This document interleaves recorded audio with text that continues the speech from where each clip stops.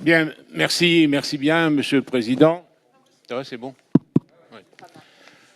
Alors tout d'abord, je voudrais vous remercier, Monsieur le Président, pour votre invitation ce soir pour vous présenter l'aéroport Charles Ningesser, pour vous parler de ses activités, de nos activités, de nos projets et de vous donner un peu le fonctionnement de cette institution. Donc, vous savez que l'aéroport est géré par un syndicat mixte formé par les deux agglos du Valenciennois, avec 6 délégués de la CAPH et 6 délégués de la CAVM, un bureau composé de 2 délégués de la CAPH et 2 délégués de la CAVM, dont le président que je suis, après avoir été vice-président développement économique pendant 2 mandats à la CAVM. Alors aujourd'hui, nous allons vous présenter rapidement, parce qu'il se fait tard, j'ai assisté, moi, ça fait le 2e débat d'orientation budgétaire auquel j'assiste, la CAVM et puis le vôtre. Voilà, et donc, dans un premier temps, je vais vous présenter nos activités. Ensuite, Annie Denis prendra le relais pour exposer un projet que nous développons et qui arrive maintenant à maturité et bientôt à exécution. Et Dominique Savary vous parlera de cette spécificité aussi que nous voulons développer chez nous, c'est-à-dire d'être une entreprise citoyenne. Alors, pour ce qui concerne... Donc, voilà. Non, c'est pas ça. Voilà. Alors, vous avez devant vous une vue de l'aéroport. Et cette vue est très significative du rôle de l'aéroport dans l'arrondissement. Vous avez la piste. Tout au bout de la piste, vous avez PSA. Sur la gauche, vous avez la zone d'activité de l'aérodrome Est et beaucoup plus loin, la zone d'activité Ouest. C'est-à-dire une zone d'activité qui est la vôtre, à l'Ouest, la zone d'activité qui est celle de la CAVM à l'Est, et vous avez au milieu cette institution, cet équipement qui permet d'assurer l'économie du Valenciennois et qui permet aussi de développer l'activité économique du Valenciennois. Alors, quelles sont les activités de l'aéroport? Tout d'abord, je vais vous parler rapidement des vols. Alors, les vols, nous avons plusieurs catégories de vols. Tout d'abord, les vols commerciaux. Alors, les vols commerciaux, ce sont des vols qui sont à la demande de particuliers, de groupes. Dernièrement, nous avons reçu une famille du sud de la France qui venait visiter pour les fêtes de Noël. Leur famille est ici dans le nord. Mais ce sont aussi parfois des chambres de commerce de l'Hexagone qui viennent visiter des entreprises. Et puis, surtout, les équipes de football, VA Valenciennes, VAFC, mais aussi les équipes visiteuses qui viennent jouer à Valenciennes. Et puis, nous avons eu pendant longtemps, surtout quand c'était Gervais Martel qui était le président de Lens, Lens avait pris l'habitude de décoller chez nous, puis d'atterrir chez nous. De la même manière, les équipes visiteuses aussi. Alors, nous avons reçu en 2021 167 vols commerciaux pour 1030 passagers. Alors, parmi les vols commerciaux, nous avons aussi le fret, très important parce que c'est lié à notre activité économique. Alors là, c'est parfois en dents de scie. Lorsque l'économie balbutie un peu, on a moins de fret. Et lorsque l'économie reprend, on en a davantage, bien entendu.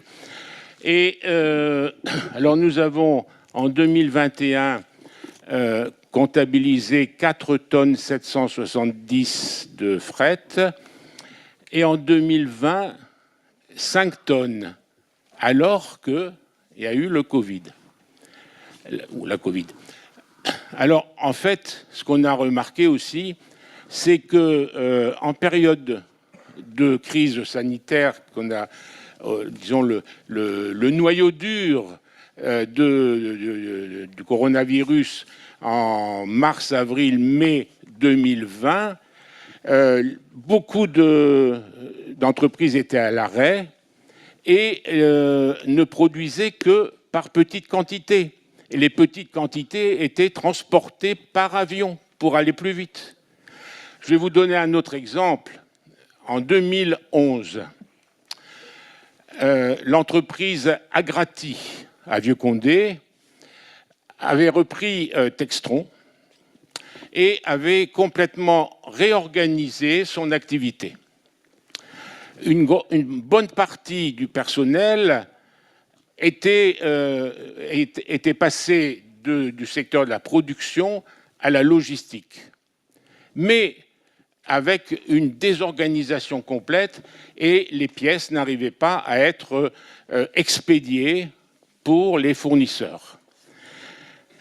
Et donc, il risquait d'y avoir des ruptures de chaîne chez les constructeurs en Pologne, en Tchéquie, en Espagne, etc. Eh bien, il a fallu faire beaucoup de petits transports. Et en cette année-là, eh bien, on a eu énormément, on est arrivé presque à 300 tonnes de fret. Et grâce à cela, eh bien, l'entreprise Agrati a pu continuer et s'adapter. Et maintenant, tout va bien, quoi. Mais c'était nécessaire qu'il y ait ces transports rapides. Parce qu'il faut savoir qu'une des composantes de la réussite économique, c'est la rapidité. Vous le savez très bien dans le domaine de l'économie. Si vous n'avez pas les infrastructures nécessaires pour accueillir une entreprise, l'entreprise ira voir ailleurs. Donc ça, c'est pour le fret. Alors la deuxième catégorie de vols, ce sont les vols d'affaires. Là aussi, nous avons constaté 1066 passagers pour 435 vols d'affaires. Alors c'est les chefs d'entreprise, les PDG, etc., qui viennent visiter leur entreprise. Bon, et vous connaissez aussi le tissu économique à la fois sur la CAPH et sur la CAVM. Donc ça, c'est aussi un secteur très important. J'ajouterai ensuite les vols sanitaires. 50 vols sanitaires en 2021 et 50 aussi en 2020. D'habitude, c'est moins que cela. C'est essentiellement des vols pour des transplantations d'organes, mais ces 2 dernières années, 2021 et 2020, il y a eu aussi des vols pour le Covid. Voilà, donc, alors les destinations, ce sont les destinations de l'Union européenne. dans l'espace Schengen, avec quelques problèmes parce que nous avons perdu, comme beaucoup d'autres aéroports, nous avons perdu le point de passage aux frontières, ce qui fait que, par exemple, pour aller en Angleterre, eh bien, les avions qui décollent de Valenciennes doivent se faire dédouaner, par exemple, au Touquet ou à Lille avant de faire l'escale jusque l'Angleterre qui est ici à côté. Alors nous espérons toujours, parce que nous intervenons sans cesse auprès des ministres, auprès du président de la République que nous avons déjà reçu 2 fois, je pense qu'on va encore le recevoir cette semaine. Donc nous saisissons toutes les occasions pour faciliter ces transports au-delà de l'espace Schengen. Alors, les clients, ce sont les grands comptes qui sont installés ici sur notre territoire. Nos atouts, eh bien, c'est la taille. La taille. On apprenait dans les cours d'économie le small is beautiful. Ben oui, quelquefois, c'est bien d'être petit, parce que les démarches sont pratiquement inexistantes, puisque ce sont les compagnies aériennes qui s'occupent de tout. Ça va beaucoup plus vite. Les artistes aiment aussi atterrir chez nous, de manière à ne pas avoir des autographes à signer partout. Et l'autre atout aussi, c'est que nous sommes ouverts 24 heures sur 24 et 7 jours sur 7, avec un système d'astreinte. Et dès qu'un avion est annoncé, eh bien, toujours quelqu'un à la tour et au service des pompiers pour recevoir cet avion. Alors, nos finances, nous n'avons pas un budget très important, puisque nous sommes petits. Nous sommes petits, mais surtout, nous n'avons pas une compétence élargie comme dans les communes ou comme dans les communautés d'agglos. Donc, les principales dépenses, c'est le personnel. Nous avons 10 équivalents temps plein. Ce sont des personnels administratifs, personnel de sécurité et personnel à la tour de contrôle et des pompiers. Alors, l'autre secteur de dépenses, eh bien, ce sont tout ce qui est entretien. Et là, l'entretien coûte cher parce que ce sont des appareils sophistiqués et les réparations, bien sûr, sont coûteuses. Alors, en matière de recettes, répartition des recettes, il y a un deuxième. Voilà.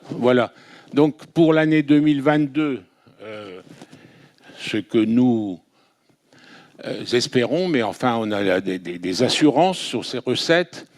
Alors, les adhésions, 249 457 €, c'est la participation de la CAPH et de la CAVM.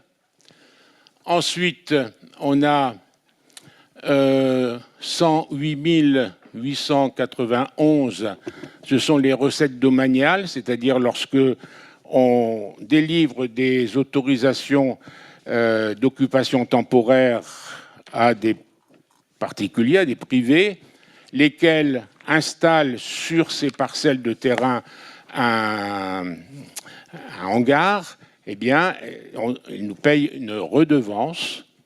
Ensuite, alors le FIATA, c'est la répartition des recettes d'aéroports, de tous les aéroports de France. Ensuite, il y a une répartition qui est faite entre les les aéroports en fonction, bien entendu, de leur taille.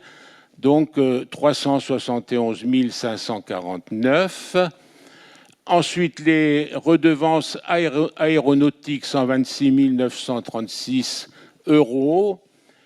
Donc ça, c'est ce qui est payé pour atterrir, pour décoller et pour les services qui sont fournis, c'est-à-dire déchargement, contrôle, avitaillement en kérosène, etc.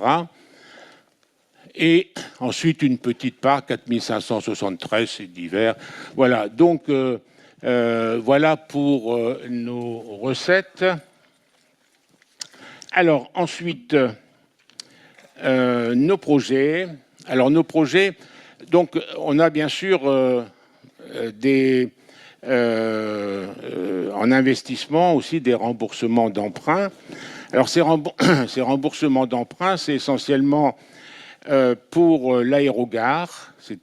L'aérogare, quand elle a été construite, c'est un emprunt de 800 000 euros jusqu'en 2038.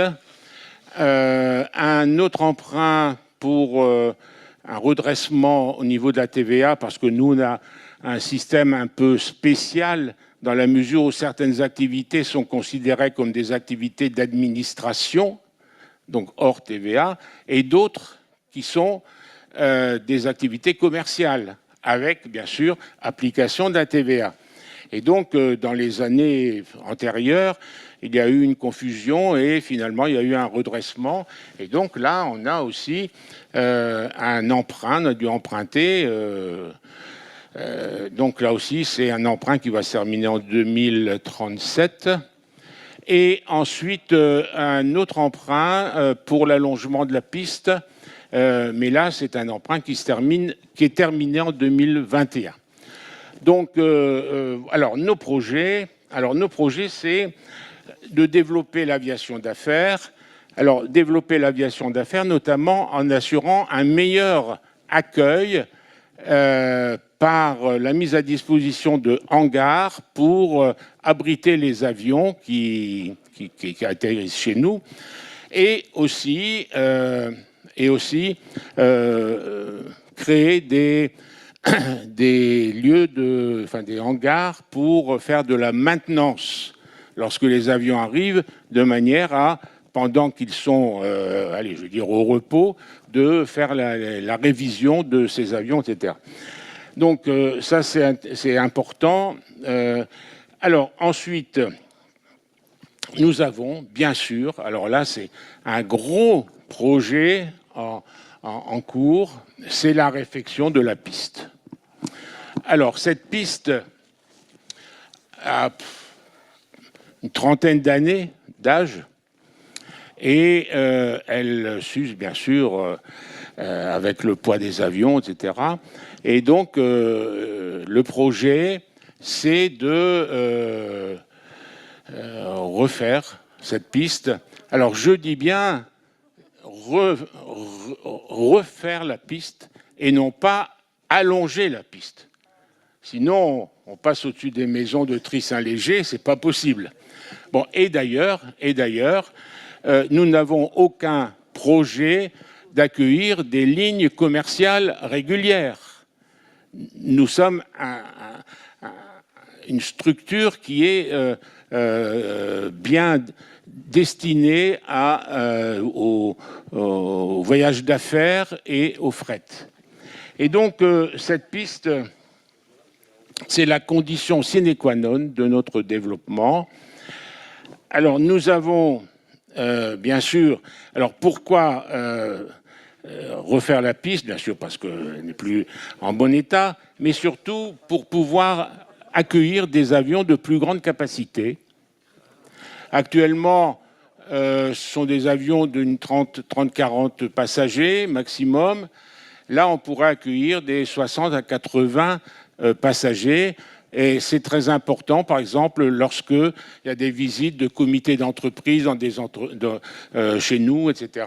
Et donc là, il y a nécessité d'avoir une piste en meilleur état pour accueillir ces avions. Et puis, la deuxième raison, c'est aussi parce que les futurs avions seront des avions moins polluants. Et s'ils sont moins polluants, ils vont transporter des batteries, et des batteries qui pèseront plus lourd, donc les avions seront plus lourds. Et donc il faut qu'on s'adapte aussi à ces perspectives d'avenir. Alors, nous avons évalué le coût de cette piste de 1700 mètres linéaires, on arrive à 6 millions. Donc 6 millions, on va bien sûr solliciter, on a déjà sollicité les autorités nationales, notamment dans le cadre de la politique le plan de relance. On nous a déjà plus ou moins assuré pour une somme de 2 millions. On va ensuite solliciter la région et on va solliciter bien sûr les deux agglos, hein, puisque